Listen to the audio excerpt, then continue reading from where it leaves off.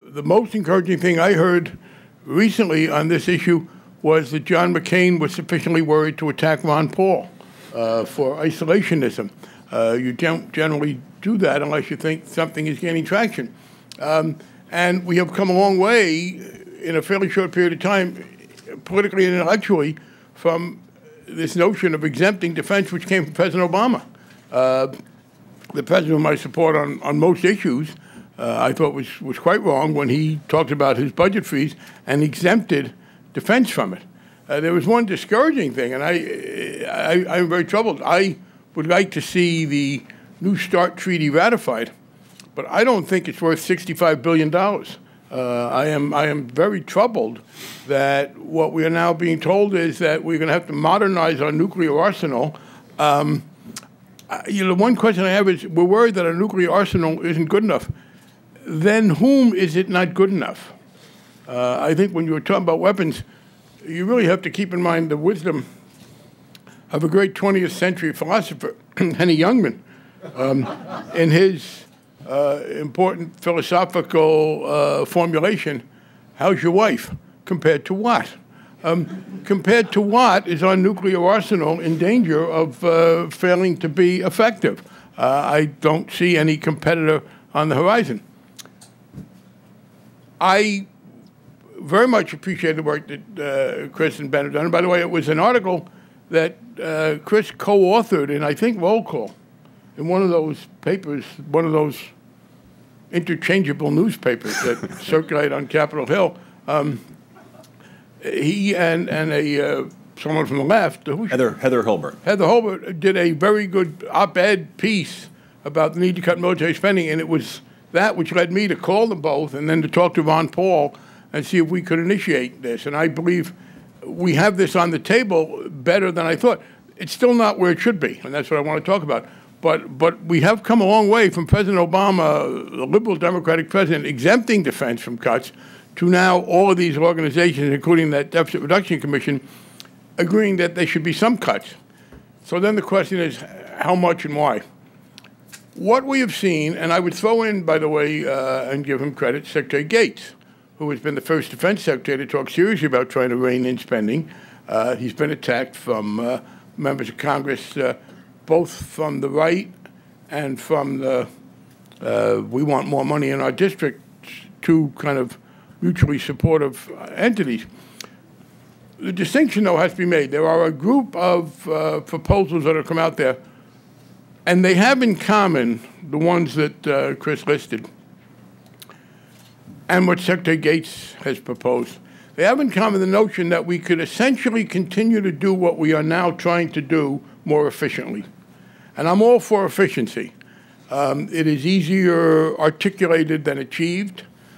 People talk about cutting fat. One of the things, I'm a great free speech advocate. It's another area where Cato and I have, I think free speech, defense, and agriculture are the 3 points where I find gambling I throw in under free speech. And those are our areas of support. And Ron and I tend to be the free speech advocates in the Congress. If I were to ban anything, I would ban the use of metaphors from discussions of public policy, particularly in national security. Yes, Korea, if you look at it on a map, resembles a dagger pointed at Japan. We say the back of Japan. Why the part of Japan that faces Asia is the back, I think, is a little ethnocentric for us. But I don't care what shape Korea is. No one's going to be able to pick it up and stick it in Japan. So that notion that it's a dagger pointed at the back of Japan is really quite irrelevant. But people start debating that. I mean, the domino theory was obviously the greatest example of metaphor getting people in trouble. But one of the metaphors that misleads people is when we talk about fat, because there is this notion that implicitly that fat in government is layered, and you can simply slice it off. In fact, if you want to stick with the metaphor, it's deeply marbled. And that doesn't make it a good thing if it's in excess, but it's harder to get rid of. So yes, I'm all for the efficiencies. And I hope now we will be able to get some. There is, of course, one obstacle to the efficiency, and that is my colleagues, the fight for it being in my own district. And there's a subset of that which is troubling intellectually on the right, because when we start talking about debates, people who will tell me that highway building and hiring more police officers and firefighters adds nothing to economic activity do believe that military spending somehow does. There is a subset of Keynesianism that's alive and well in the conservative parts of Congress. It's militarized Keynesianism, that government spending achieves nothing in the economy unless it's for weapons, which, of course, are not to be used. So the argument might be the other way. But the basic point is this. I am all for those kinds of efforts. But what the Sustainable Defense Task Force did, and I'm delighted, and what Chris and Ben did particularly, was to go beyond the notion that we can do more efficiently and less expensively what we are now doing, and to say we got to stop doing what we are trying to do. And not only what we are trying to do, but we often do badly. And we do it badly not because we are inept, but because it is very hard for a rich and powerful country to intervene in a society which has a whole lot of problems and make it into a much better society. We know how, with weapons, to stop bad people from doing bad things. We do not know how, with the military, how to get into a society and make people do good things in a non-military way. I say that because, obviously, we're talking about two levels here. One is we need to redefine what genuine national security is. I have another linguistic tick, if I could make the rules.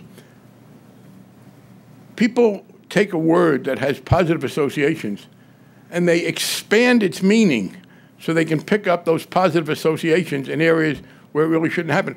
I think we should have this rule. Every word should mean as little as possible. And for every phenomenon, there should be a new word. I mean, national security means that no one's going to come and shoot us or blow us up. National security, I am sorry that people die of illnesses, and I want to spend money to protect babies. But it's not a matter of our national security, and it fuzzes it up to say so. I think we need to define national security more narrowly and say, okay, what do we need to do to protect our national security? Now, that includes, obviously, a lot of energy against terrorism. The part about terrorism, though, is that it is, A, much harder to fight in some ways than a conventional military approach, but B, less expensive. I mean, I wish nuclear submarines defeated terrorists, because we have many, many, many more than they have. But nuclear submarines don't help us against terrorists, and these things get all fuzzed together.